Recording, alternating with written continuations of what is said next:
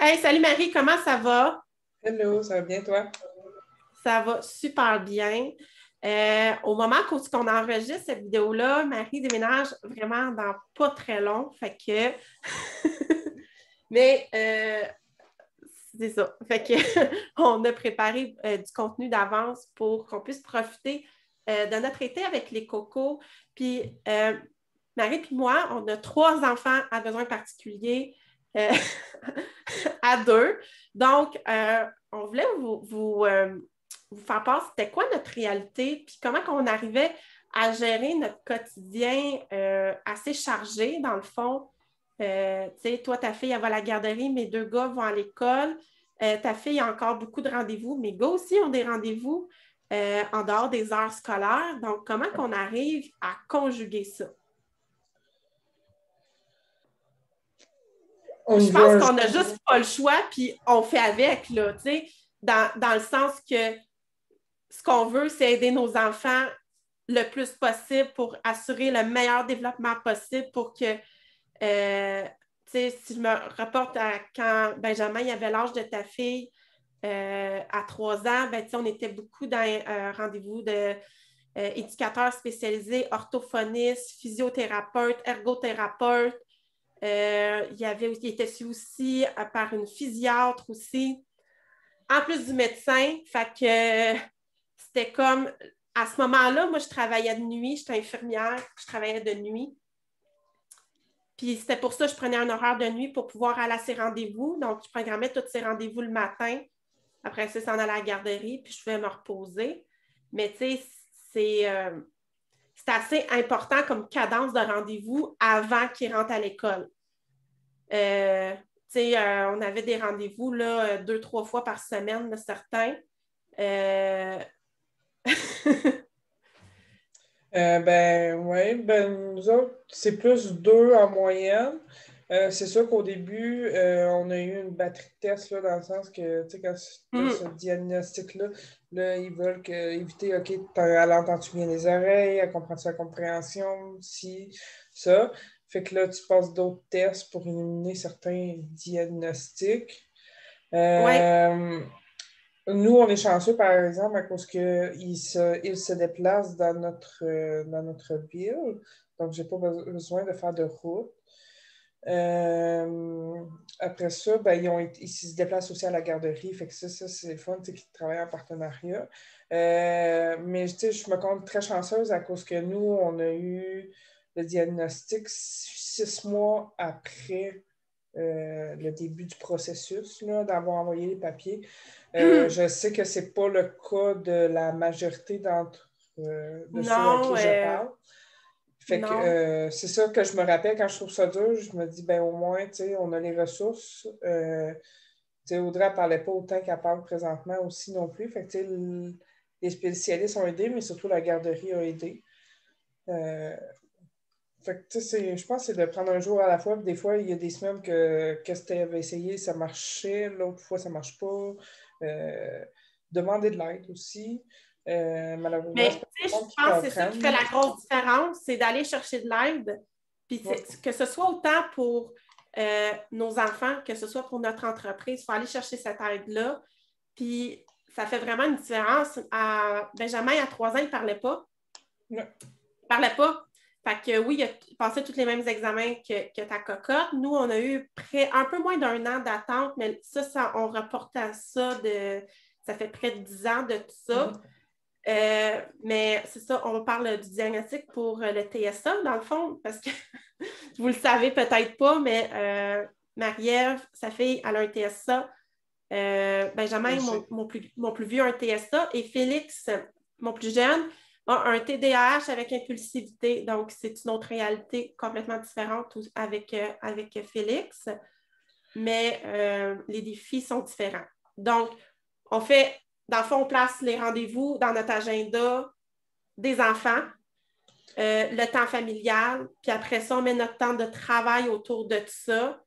Puis, tu sais, les journées de rendez-vous, je ne sais pas toi, Marie, là, mais moi, je suis beaucoup plus épuisée, fait que je n'irai pas me mettre un bloc de travail ces journées-là. Ça demande beaucoup mentalement ces rendez-vous-là. Mhm. Parce que, nos enfants sont surchargés émotionnellement, sont surstimulés pendant ces rendez-vous-là. Puis, les enfants sont plus fatigués après, sont plus irritables, ça pleure, ça crie. Mais là, nous, Puis, on tu sais, rentre dans...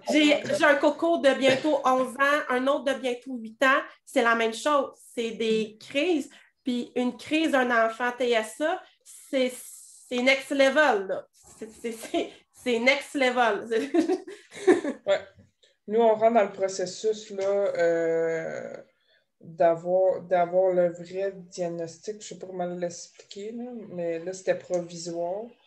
Mais là, on doit rentrer dans le processus pour avoir le vrai, le diagnostic officiel si on veut qu'elle ait de l'aide à l'école.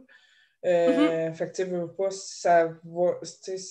L'école est encore loin, mais en même temps, elle est très proche à cause, vu les délais ici. Oui. Il n'y a pas grand spécialiste qui donne l'officiel. Fait que c'est très, très long le temps d'attente. Puis, c'est là qu'elle va avoir, d'après moi, le plus besoin d'aide. Oui. Mais tu sais, ça fait une différence à l'école. Pour montrer un peu à l'école c'est quoi le processus qu'on a passé, peut-être. Benjamin, dans le fond, les enfants, il faut qu'ils aillent à l'école régulière. Donc, ils essayent de les intégrer à l'école régulière. Ils vont leur offrir du soutien, éducatrice spécialisée, orthopédagogue, orthophoniste en maternelle. Il y a des écoles qui ont de l'ergothérapie aussi. Fait qu'ils vont venir vraiment là, donner des outils, accompagner ces enfants-là, les sortir du groupe quand c'est nécessaire pour les accompagner, pour que ça se passe le plus en douceur possible. Je vous parle de mon histoire ici à Saint-Pie. C'est vraiment une super de bonne école. Puis en maternelle, après ça, Benjamin est allé en première année. En maternelle, les groupes sont petits. En première année, les groupes sont plus gros. La plus grosse difficulté des TSA, c'est la sociabilité. Et Benjamin, il réagit très mal en grand groupe. Donc, en première année, ils l'ont évalué pour le transférer en adaptation scolaire. Puis là, la commission scolaire a demandé qu'il reprenne sa première année pour voir comment ça allait se passer. Donc, il favorise vraiment l'intégration auprès des autres enfants neurotypiques, que je vais appeler. Après ça, c'est moi qui ai demandé une autre évaluation parce que ça allait vraiment pas bien avec Benjamin. C'était des crises, c'était de l'agressivité. Dès qu'il arrivait à la maison, il était trop stimulé, on n'était pas capable de rien faire. Depuis qu'il est transféré en adaptation scolaire, c'est que dans le fond, il fait les apprentissages à son rythme. Le but, c'est qu'il vive des réussites. Donc là, il entame l'année prochaine sa dernière année au primaire. Il est toujours du niveau première, deuxième année. Mais il vit des réussites au quotidien et ça va super bien. Il arrive à la maison, même s'il fait 1h30 d'autobus le matin, 1h30 d'autobus le soir, il est disposé à faire ses devoirs, il est relax, puis il n'est pas surchargé. Donc, puis pendant toute son primaire, il va avoir eu la même enseignante. Donc, il favorise une stabilité, surtout avec les enfants qui ont un TSA. Les changements de routine, les changements d'enseignants, c'est très, très problématique. Écoute, je me rappellerai toujours Marie, là, Benjamin, quand il est passé de la maternelle à la première année, quand il a su que ça n'allait pas être la même professeure, j'ai jamais vu un enfant avoir une peine d'amour à ce point-là. Là. Il pleurait toutes les larmes de son corps parce qu'il n'allait pas avoir la même enseignante. Ouais, tu ris, mais c'est pas drôle quand ça se passe. Donc, non. Le changement, chez nous, c'est très problématique avec mes deux enfants, même mon enfant qui a TDAH. Les changements, la routine, c'est ultra important. C'est sécurisant. Moi, j'utilise les pictogrammes, mespictogrammes.com, je pense, le site Internet. Je les utilise encore à l'âge que mes enfants ont. Ils les utilisent à l'école. C'est les mêmes pictogrammes qu'ils utilisent en garderie aussi. Fait que je pense que c'est juste d'encadrer nos enfants à travers ça. Puis, c'est ça. Moi, je suis rendue d'intégrer des tâches dans leur routine, mais c'est important pour eux. Puis, ils savent c'est quoi mes attentes face à ça, puis ça se déroule plus en douceur. C'est sûr que plus qu'ils vieillissent, c'est d'autres défis qui arrivent, mais je pense que le 0-5 ans, là, c'est un gros bout à passer au niveau de la fréquence des rendez-vous puis tout ça. Oui. Mais malgré tout, quand tu as les outils nécessaires, c'est beaucoup mieux. Dans la ville où on s'en va, il y a des groupes de parents, un peu comme les alcooliques anonymes, là, mais c'est Oui. des groupes pour les TSA. Fait que ça nous a été offert la semaine passée. Fait que je trouve ça intéressant là, C'est d'avoir vraiment ça. le fun. J'allais dans ces groupes-là quand Benjamin était plus jeune. C'était un programme avec le CRDI Ouais. qu'on avait, nous.